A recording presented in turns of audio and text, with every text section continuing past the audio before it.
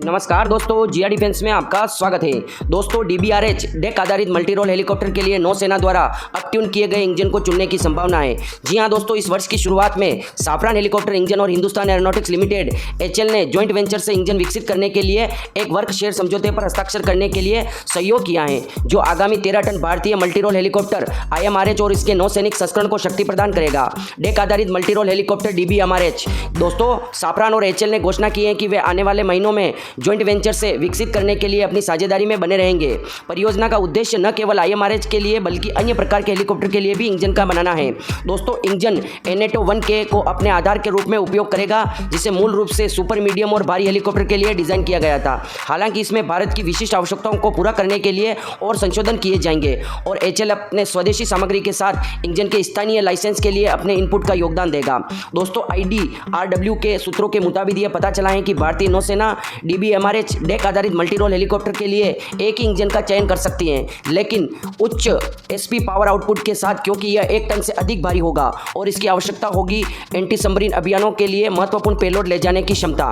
दोस्तों, Safran HL तकनीक team को लगता है कि इंजन अतिरिक्त बिजली उत्पादन करने में सक्षम है, क्योंकि NATO 1K इंजन को 2500 और 3000 HP के बीच उत्पादन करने के लिए डिजाइन किया गया है। हालांकि इंजन प्रोटोटाइप विकास की शुरुआत से पहले विशिष्ट बिजली आवश्यकताओं को निर्धारित किया जाएगा। दोस्तों, साफरान पहले से ही भारत के लाइट अटैक हेलीकॉप्टर के लिए भारत को टेक्नोलॉजी ट्रांसफर कर चुका है इंजन की। और दोस्तों, अब जो भारत का शक्ति इंजन है वो भारत में ही निर्माण किया जाता है और इसके अधिकतर कंपोनेंट और पार्ट्स भी भारत में ही बनाया जाता है। इसकी पूर्ण रूप से साफरान ने टेक्नोलॉजी दे दी है और भारत लाइट अटैक हेलीकॉप्टर या यूटिलिटी हेलीकॉप्टर हो या प्रचंड हेलीकॉप्टर, इस तरह के सभी हेलीकॉप्टर के इंजन भारत में ही बनाता है। अब दोस्तों, भारत को मीडियम वेट हेलीकॉप्टर की आवश्यकता है, जो दोस्तों वो IMRH और DBRH के रूप में बनाने वाला है। दोस्तों, ये 13 टन का होगा लगभग। दोस्तों, इसमें यह भी कहा जाना है कि नौसेना को और अधिक हाई पावर का इंजन की आवश्यकता है, क्योंकि दोस्तों उसको एंटी सबमरीन वारफेयर के लिए इस प्रकार के इंजन की आवश्यकता है। और दोस्तों, भारतीय वायुसेना से अधिक पेलोड ले जाना पड़ सकता है और उसमें वायुमंडलीय दबाव भी अधिक पड़ता है।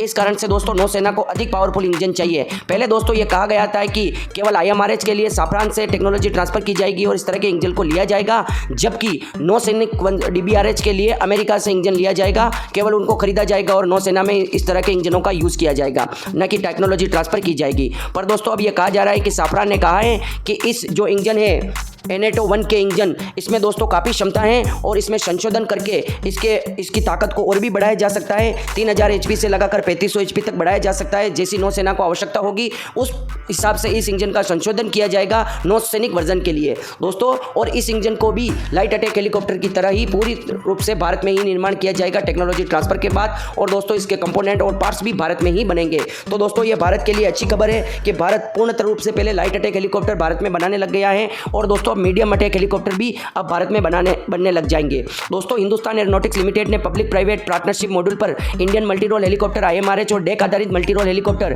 DBMRH के डिजाइन, विकास और निर्माण के लिए भागीदारों के चयन के लिए एक्सप्रेशन ऑफ इंटरेस्ट EOI जारी किया है। विशेष प्रायोजन वाहन SP मॉडल के माध्यम से। दोस्तों, नई कंपनी के पास निजी खिलाड़ियों की मेजोरिटी हिस्सेदारी होगी ताकि यह पूर्ण सरकारी इकाई न बन जाए। IMRH भारतीय सेना और भारतीय वायुसेना के बेड़े में रूसी Mi-17 हेलीकॉप्टर की जगह लेगा और DBMRH सी किंग MK-42B की जगह लेगा और भारतीय नौसेना में MS-60R रोमियो बेड़े का समान होगा। दोस्तों, इसके पूरक होगा। EOI के अनुसार HL की अगले कुछ वर्षों में 3 IMRH और 3 DBMRH बनाने की योजना है, जिनका उपयोग विकासात्मक और उड़ान परीक्षण के लिए किया जाएगा। चयनित भागीदारों को लगभग 400 IMRH और DBMRH के लिए ऑर्डर का आश्वासन दिया जाएगा, जिसकी वार्षिक उत्पादन क्षमता लगभग 36 यूनिट प्रति वर्ष होगी। दोस्तों, मतलब 400 IMRH और DBRH का ऑर्डर दिया जाएगा, जिनमें से 36 यूनिट प्रति वर्ष निर्माण करने में सक्षम होगा HL। दोस्तों, DBMRH का एक कस्टमाइज नेवल मल्टीमिशन कैपेबिलिटी हेलीकॉप्टर होगा, जो anti submarine warfare SW, anti surface SUW, special operation search and rescue SAR, utility vertical replacement, command and control C2 कर सकता है, जबकि बाह्य रूप से यह DBMRH IMRH के समान होगा। इसमें 1.2 टन का उच्च वजन और एक अलग इंजन होगा जो अधिक शक्तिशाली है और एक अलग विक्रेता से संभावित है। दोस्तों, ये कहा जा रहा है कि अलग विक्रेता मतलब दोस्तों इस तरह के MS-60R रोमियो में जिस इंजन का उपयोग किया जा रहा है उसी इंजन को भारतीय नौसेना बाई करेगी अमेरिका से। पर दोस्तों, साफरान का यह कहना है कि जिस प्रकार के इंजन की भारत को आवश्यकता है उस प्रकार का इंजन हमारा N8 के इंजन है, इसको संशोधन करके, क्योंकि भारत के पास टेक्नोलॉजी ट्रांसफर तो हो ही जाएगी, भारत जब चाहे इसका संशोधन कर देगा और भारत की मदद साफरान करेगा। जितनी पावर चाहिए इसको संशोधन करके इस इंजन से प्राप्त की जा सकती है। तो भारत को दोस्तों एक ही इंजन से अलग अलग टाइप के 2 हेलीकॉप्टर बन जाएंगे। और दोस्तों भारत तेजस MK2 और एमका फाइटर जेट के लिए अमेरिका से इंजन F414 की टेक्नोलॉजी ट्रांसफर ली जा ही रही है। और दोस्तों केवल भारत के पास मीडियम वेट हेलीकॉप्टर के लिए इंजन नहीं था, उसके लिए भी दोस्तों फ्रांस और भारत के बीच डील हो चुकी है और टेक्नोलॉजी ट्रांसफर भी की जा चुकी है। अब तो केवल दोस्तों इसके प्रोटोटाइप का निर्माण किया जाएगा इनके इंजन का। आपकी क्या राय है दोस्तों, कमेंट बॉक्स में जरूर लिखें। जय हिंद, जय भारत।